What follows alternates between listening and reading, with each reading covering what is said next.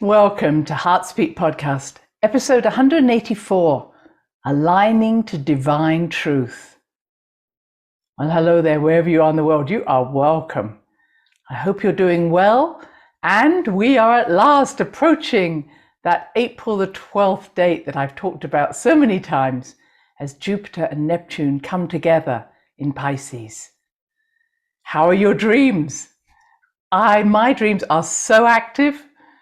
And I wake up and I feel that I could almost replicate the feelings, the senses, the smells, the music, whatever was going on, because it's so active. Have you noticed the same thing? It's also a time of great sensitivity, which can leave you feeling joyful or depressed and anxious. Because if our emotional boundaries are not too good, we can pick up everything that's going on in the world, and there's a lot going on in the world. So with Neptune and Jupiter coming together, there are no veils, there's no boundaries that have been there in the past to keep us from feeling everybody else's energy. So this is a really good time to root your energy and perhaps use some of the crystals that I'm going to talk about at the end of this session to actually clear your energy and to stay centered. But before we go there, let's just talk about what this means. Now, Jupiter has this energy that I've spoken about before, which is about truth. But the truth of Jupiter can be very personal, and it can be selective in terms of coming from the solar plexus. My truth is defined by how I feel about myself in the world. So Jupiter sort of truth can be about right and wrong. And especially when it's in Pisces. Pisces should be about the coming together, unification of polar opposites. But unfortunately, it often is about more polarization on the lower levels. And so here we have Jupiter in Pisces really expressing a lot of polarization, which is what we've seen over the last couple of years while Jupiter's been wandering in and out of Pisces. You're either on this side or that side. And if you're on that side, then you're called this. And if you're on this side, you're called that. I won't go into the names. But as it comes together with Neptune, we go from a more judgmental energy at the solar plexus to a more discerning energy at the third eye. So Neptune is more about a collective truth, a divine truth, an alignment to a truth. And it really isn't so bothered about a polarization. It's more about how do we create music with the rest of the cosmos? How does our music resonate with the cosmic energy? Or if you want to bring it a little closer to life, how does our energy resonate with the soul of those people around us? So it's less about personalities, it's less about egos, it's less about how are you going to make me feel if you do this? It's more about how do I support, nourish, and resonate with, in a compassionate way, with all that you are. That's Neptune. And it isn't necessarily going along with someone. It's more about how do we balance ourselves out? How do we harmonize like the most wonderful orchestra? That's where Neptune's taking us. And so for our ability to hear our own truth is the way forward. And that ability to feel our own truth, and I've shared this with you so many times, may be a body-centered experience, a feeling of when you know you shouldn't be doing something, or whoopee when you should. Or it may be an inner knowing, just like no or yes. Or you may experience images or words that come to mind in a more psychic way. So essentially at this time, it is so important to take time, lean back, listen to the soul, listen to our inner knowing. And I would say for the majority of us, trust that first feeling, not the second, third, or fourth. In other words, if you feel don't then say, well, maybe I should be not feeling that way and talk yourself out of it. And when we feel this urge to do something, follow it. Jupiter and Neptune together in Pisces is really living the unlimited life. And so if there's something that's exciting you and it feels that it's bringing to the fore all the passions you've maybe missed out on over the last few years, this is the time to do it. This is a time of going, it's possible. Because I think for the last few years, we've had a lot of impossible. I can't, I mustn't, I ought not. Isn't that true? I've recently been booking a trip for myself, and I love booking trips, and I feel excited. And I realize that for the last couple of years, I haven't had that excitement because I've had to be thinking of so many other options, whether or not that country was open to me, etc. So this is a time of unlimited thought and unlimited dreaming and acting on that, not just talking about it. Now, there is a small side turning I want to take here, which is about us who may be pleasers. Anybody put their hand up to that? Because being a pleaser is not just about the fact that I want to please you, it's actually that I can read your energy and know what you want. Okay, now am I talking to you? So any of us who have been psychically sensitive from childhood or in our young years, and it may have been enhanced by difficult circumstances in your family where you never could trust quite what people said or what mood they would be in, so you had to actually enhance that solar plexus energy. But if you know that you may call yourself sensitive or empathic, then you probably also have that pleaser energy. And that means that as you walk into a room, you're picking up on energy, you're picking up on other people's energy, and especially those that you love and care for, and you're already reading what do they need for them to be happy. Or it may be, what do I need to do in order to make them happy so I can be happy? And without knowing it, you may already go into the pleaser role. Yes? In other words, you've already fixed the problem before the other person even knew they had a problem. What happens with this is, first of all, when we create that world for them, and that's a very Piscean experience, and we're all playing with this Piscean energy at the moment, we create a world, put them in it, think they should be happy. Hey, we've created this world for you. And then a few years pass and they're not very happy in the world you created because it was coming from your need to make them happy, not necessarily from their soul's need. You were very much focusing on an immediate need or something that would actually calm a situation down, yes? Now, the other side effect of this is that as we use our psychic energies, our intuitive energies, to create a scenario that will maybe please other people or help other people, whatever we think we're doing, ultimately how it's going to help us, we're actually manipulating that situation. And you may not be pleased with that word that I'm using, but it is a manipulation. So when we're using that psychic energy, we can find ourselves actually getting lost in our sort of organization of other people's emotions and energies, and ultimately find ourselves losing ourselves. This was something I learned about very strongly when I developed breast cancer, is how it wasn't about the fact that I didn't love myself. I'd lost the self that needed loving. And I suggest, not that you need to have breast cancer to discover this, that many of us, especially if we're female, lose ourselves in the needs of others, and their needs become more important than our needs. And then we don't know who we are, because it's not just about having a need, it's an identity. So if your identity, your role in the world, if your success in the world is where I'm focused, I then lose myself.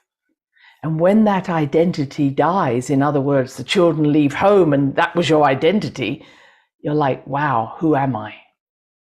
And that's a time where we often see cancers come through, or heart disease. It's that loss of identity.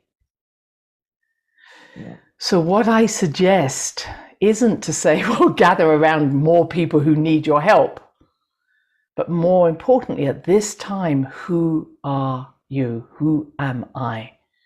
Is my sense of self-worth bound up in an identity related to other people or my job or my service? Because if it is, if that thing goes away, then we don't know who we are. We're lost. And that is one of the quickest ways of lowering their immune response. So even by following the rules, perhaps, of COVID, I did this, it's following someone else's rules, someone else's belief systems.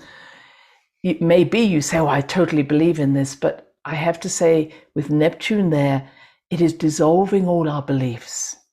It's dissolving away those things that have made us feel empowered, right and wrong. These people are right, these people are wrong. I'm on this side, I'm on that side. All these sort of polarizations that occur.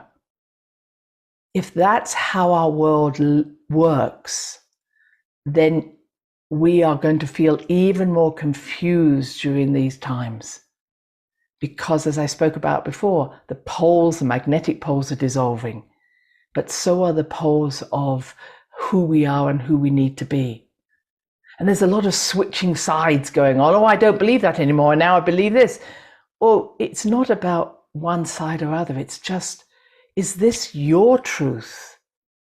Is this coming from within you? Or are you just switching sides? Are you just rebelling against the side that was the opposite? You know, rebellion is just usually doing the opposite thing than you were told to do.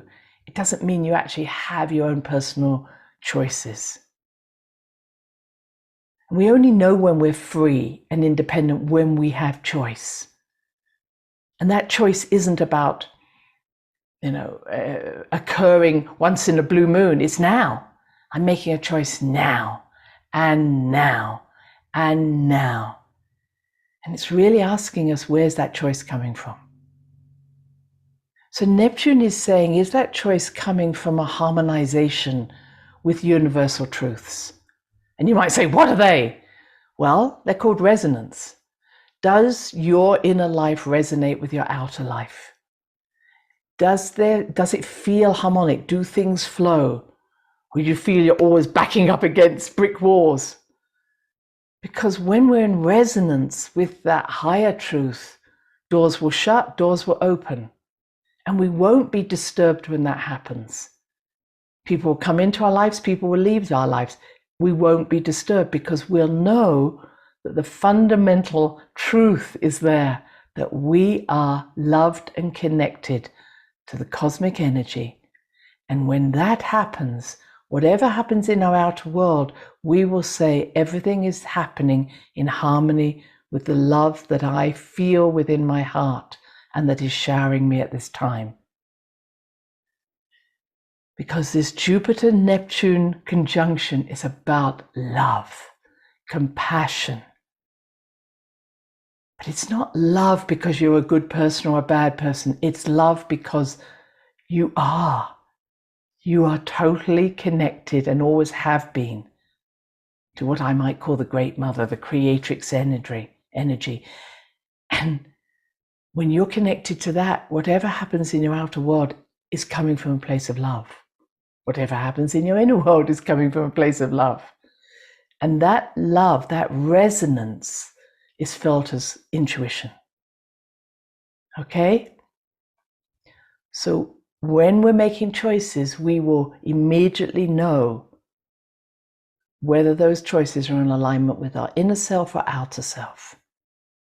So when I'm coming back to that pleaser that might be there, I'm suggesting that if you know you're a pleaser, and maybe a bit of a psychic manipulator, I suggest drawing your energy back, being able to say, yes, I do feel and maybe even know what someone's potential is, but it doesn't mean they want to reach it. Or I do feel their energy and there's maybe their sadness, but it doesn't mean they want fixing. And for us to be able to own our own needs, yes, I can quickly feel that if I met the needs of other people, everybody would be happy, but what it would mean that I'm compromising my own needs. So if you're a pleaser, first ask yourself, what would give me pleasure? What would make me feel good? And it's not selfish, it's actually being self-full. So instead of saying yes to everything, say, I'll think about it. I'll come back to you. And ask yourself, is this something that brings me pleasure? We've talked about this in the past. How do I feel if I imagine myself 6 months on in that situation? Is this something that I would feel good about? Is it in resonance? This is Jupiter Neptune, following that truth. Now, there's another couple of things that are happening here. We're also being faced with our beliefs. And as I've mentioned before, every belief that came up during COVID, came in the last 2 years we keep talking about, was not new. It's a reflection of how we feel about ourselves and how we felt about the world. And so if we constantly say, oh yes, that person is exactly the leader I want to follow, that's fine. But what does that say about you or I? How often do we give our power away to someone else? How often do we say, well, they must be a good person because they're the head of the church, the politics, the whatever, they must be good. Where have we done that before? Where have we given our authority away? Where do we not want to listen and stick our fingers in our ears when anybody says anything wrong or different from what we would think? Or maybe I shouldn't have said wrong. Where do we need to only hear what gives us security? Because as I said, Neptune is dissolving all those security blankets, all those ways in which we've identified ourselves. And it is causing disorientation, distress, insecurity. But as I mentioned, the more we tap into our own inner knowing, we realize that we are our own authority, we can follow our own intuition, and we are still and always loved. What I'm also noticing is that what's happening in the outer world is that those who have come together in, again, a polarized form, an elite form, this is very typical of the negative side of Pisces. What happens is you create these little elite groups that say, we're special and you're not, or we're different and you're not. That's typical. And what's happening now is that those groups are falling apart because eventually every group that's set up in that way will fall apart and start infighting. And someone described it as a hive of bees, but I think bees are far more organized than this. This is more like a pack of dogs. And whereas a pack of dogs may have gone along with a leader, but when they see that leader is insufficient, ineffectual, or where he shows a weakness, then everybody turns on the leader. Or everybody turns on the one who they appeared to like, but now is actually a vulnerable part, a part of them that they don't want to acknowledge. And we're seeing that happening. It's sad to see that those who showed themselves to be a strong group are now infighting. But that's how it happens. And you may have been on the edge of that yourself in your own life, where you felt that everybody was a friend with you and everybody knew you, and then some circumstance happened. Maybe you had a different belief than someone else. Maybe you got divorced and then people had to take sides. But what happens is you find that where you were maybe the center of attention, you suddenly were the one that everybody was attacking. It's a nasty place to be because it really reveals what was holding us together. It was a false sense of something real, fear. We often hold ourselves together with fear. And just to finish that little piece, there's a lot of false information out there. I'm not going to call it misinformation, it's just information that is being shown to us as truth, but alongside the Piscean energy again, which is very much about delusion, addiction, illusion. We're seeing pictures and images and sounds that play on our emotions, but are not resonant with the truth. I'm not going to mention which ones they are, but it's very interesting to hear how people see things from a different perspective. I mean, that's true for all of us. You only have to look at a moment in your childhood, how maybe one episode in your childhood is described by your siblings in a different way than you would describe it. All depended on where you were standing, how old you were, what you were looking, what was happening in your life. And what we see is what we believe. So if we believe a certain thing, we will literally take an image that is incomplete and complete it with our thought forms. That's how it works. And the sad part is that that is occurring more and more often, because as information becomes less secure, we're even more desperate to complete a picture that makes us feel insecure. So even if we only see, let's say, 3/4 of a circle, we've immediately said, oh, that's a circle, even though it's got a little bit missing. Well, it might not be. But the more desperate we are to feel secure as everything dissolves, the more we're willing to fill the gap with our truths that have come often from a place of prejudgment or prejudice. So we're being faced with what is really true in our hearts. And it's not about right and wrong. Everything is true, everything is possible, but it depends on what resonates with us as to how we wish to move forward. It's not about right and wrong. As I say, it's about third eye, it's about discernment. Everything is there. Which choice do you wish to make without judgment? So I finish with my crystals. I was interested to listen to someone who was talking about crystal grids, and I love the crystal grid and may share more about this at another time. But she was talking about how the center of our earth, and I've spoken about this, is a solid core of metal. But she was saying that that may be true on the third density, but on the fifth density, and she talks about that being lighter, and I like that word rather than higher frequency, a lighter frequency. She says how that is more crystalline, and as we become more in tune with our light bodies and less with our dense body, or one could say as our dense body becomes lighter and more crystalline, then we relate more to the crystal grid of the earth rather than the solid form of the earth, and I like that idea. And so we start to want to work more with crystals, and many of you already do. And it reminds us of our Lemurian times when it wasn't about necessarily holding a crystal, it was literally resonating with the consciousness of the crystal, because every crystal carries a consciousness, it's a star being in its own right. So we pick up various crystals, as I'm sure you have, various stones maybe, and you just resonate with them, and there's something about their energy at that time that really helps you. And so I wanted to come in and just talk about a couple by myself.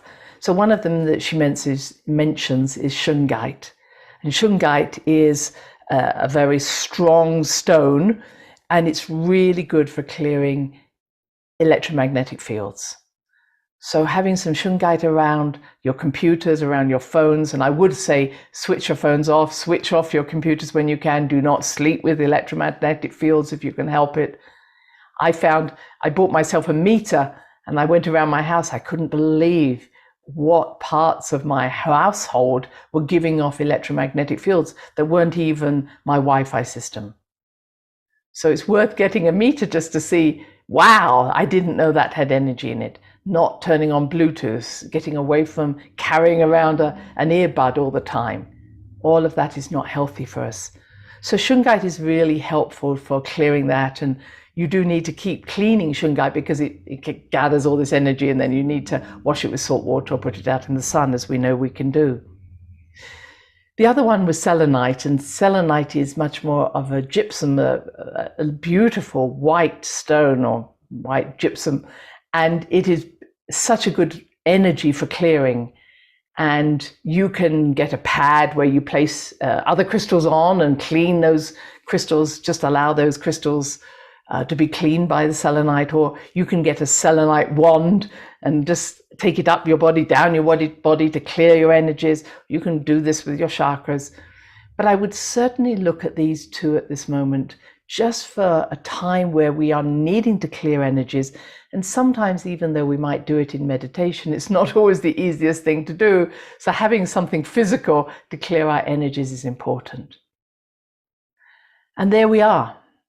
What am I then? Let me just recap. First of all, we are having this amazing experience, which has been going on for a while, where we are being attuned to the resonance of the cosmos. This is a time of true compassion, true inspiration, true dreamlike state, actually acting on our dreams, the positive dreams, not the ones that you might have just at night, but things that excite you. So feel that energy and go with it. This is an unlimited time. It is also a time where our psychic sensitivity might have us going in many directions. So I ask you to bring your psychic sensitivity back into your body so you can tune into what do I need rather than trying to please everybody else. I would also see this as a time where we stop looking for our identity and our approval in other people. And, if I may say, I'd stay clear of groups that encourage elitism. You are the special ones, you are the chosen ones, because in the end of the day, it will be a dogfight. And finally, I see this as a time of coming together. This is a time of enrichment. I believe that everything is waking up and that we are the ones we've been waiting for. This is a time not for one group fighting another. It's a time of everybody stepping forward and accepting the diversity in others. So with that thought, I leave you with many blessings. Bye-bye now. Thanks for listening to the HeartSpeak podcast with Dr. Christine Page. Please check out all HeartSpeak episodes in the podcast archive section on www.christinepage.com. HeartSpeak is also available on iTunes, Spotify, Google Podcasts, Stitcher Radio, and now playing on Amazon Music and iHeart Radio. You can also watch the archive podcast on Christine's channel, on YouTube, and now on Rumble. Connect with Christine on Instagram, LinkedIn, and Facebook, including her newest Facebook group, The Great Mother Calling. Do share with family, friends, colleagues. Join us next time for another edition of HeartSpeak.